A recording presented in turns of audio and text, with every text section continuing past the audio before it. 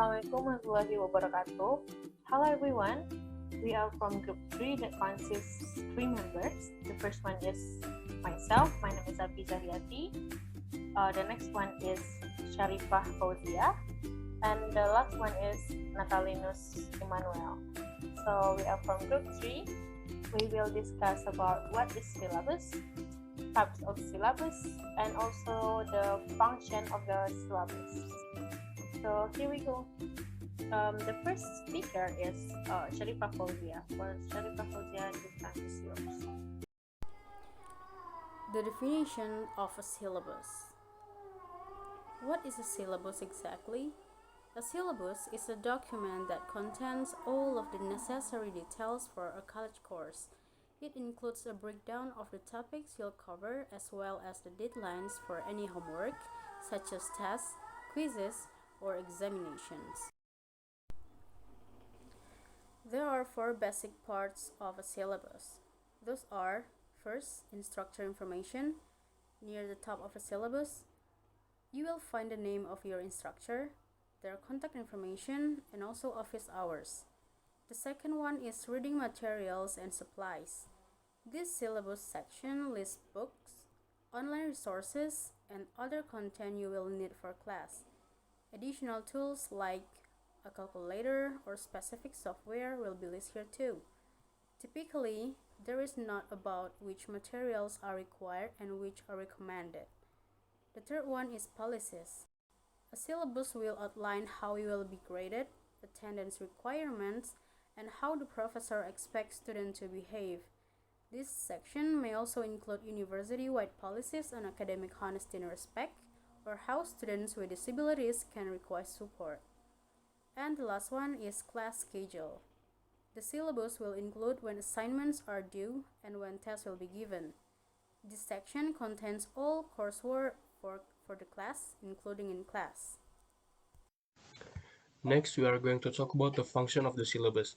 There are 2 functions of the syllabus. The first one is for the instructor, and the second one is for the student. So we are going to talk about the first function. For the instructor, helps you plan and organize the course, articulates your own scholarly orientation to the big concepts in your discipline, and articulates your beliefs and values about learning and teaching, stimulates your scholarly research and writing, and communicates the nature of the content of your course to other faculty and administration, and communicates your teaching style and pedagogical methods to the other faculty and an administrator, and provides an important document in your teaching career, guides your lesson planning, focuses day-to-day teaching on key goals and objectives, and creates a learning contract with your student. That is the function of the syllabus for the instructor, and we are going to talk about the function of the syllabus for the student. The first one is establishes initial points of contact between student and instructor and explain what student should learn by the end of the course. Next, clarify specific course objective, expectation, and rubrics. Next, explain how the student will change as a result of the successful completion of the course and help to set the tone for the semester. Acquaints the student with the logistic of the course, defines student responsibilities for successful work, and describe active learning. Next, provide a conceptual framework. Next, help the student assess her or his readiness for the course and set the course in a broader context of learning. And the last is provides an opportunity to list academic support resources on campus.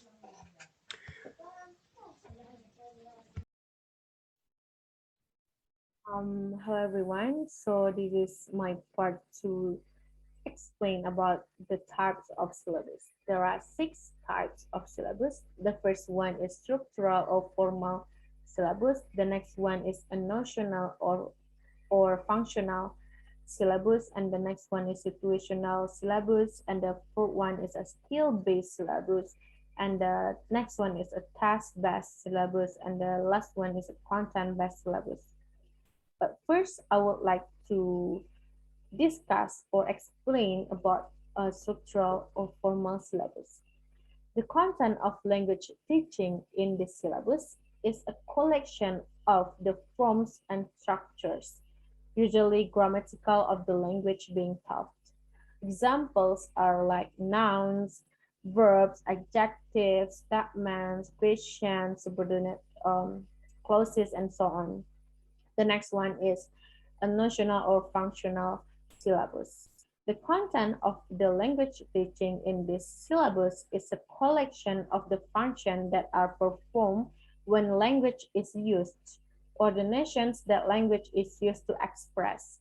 Example like informing, agreeing, apologizing, requesting, and the examples of notions include size, age, color, time, date, and so on. The next one is situational syllabus.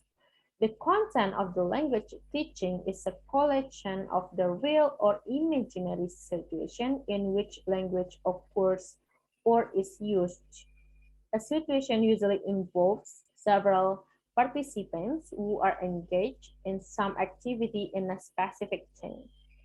The language occurring in the situation involves a number of functions combined into a plausible segment of discourse. Well, the important purpose of this syllabus is to teach the language that occurs in the situation. So the examples are like seeing the dentist, buying a book at the bookstore, or complaining to the landlord. The next one is a skill-based syllabus. The content of the language teaching is a collection of specific abilities that may play a part in using language. Skills are things that people must be able to do to be competent in a language, relatively independently on the situation or setting in which the language can occur. So for the example, skill-based group linguistic competencies like pronunciation, vocabulary, grammar, and discourse. And the primary purpose of skill-based syllabus is to learn the specific language skills. The next one is a task-based syllabus. Well, the content of the teaching is a series of complex or purposeful tasks that the student want or need to perform with the language they are learning. And yeah, but as is task-based teaching has the goal of teaching students to draw on resource to complete some piece of work like a process. The students draw on a variety of language forms, function, and skills. So the examples include applying for a job, talking with a social worker, getting housing information, and many others. The next one is, or the last one is a content-based syllabus. Well, in the syllabus, the primary purpose of the instruction is to teach some content or information using the language that the students are also learning. And the students are simultaneously language students and students of whatever content is being taught. The subject matter is primary and language learning, of course, incidentally to content learning. The content teaching is not organized around the language teaching, but vice versa. And the last one is an example of content-based language teaching. It's like a science class taught in the language that students need or want to learn, possible with linguistic adjustment to make science more comprehensible. So this is the end of our material today. I hope you get the point. I hope you get the point of what we have learned before.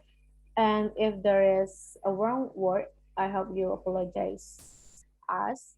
And yeah, see you on the next part or video maybe. And yeah, wassalamualaikum warahmatullahi wabarakatuh.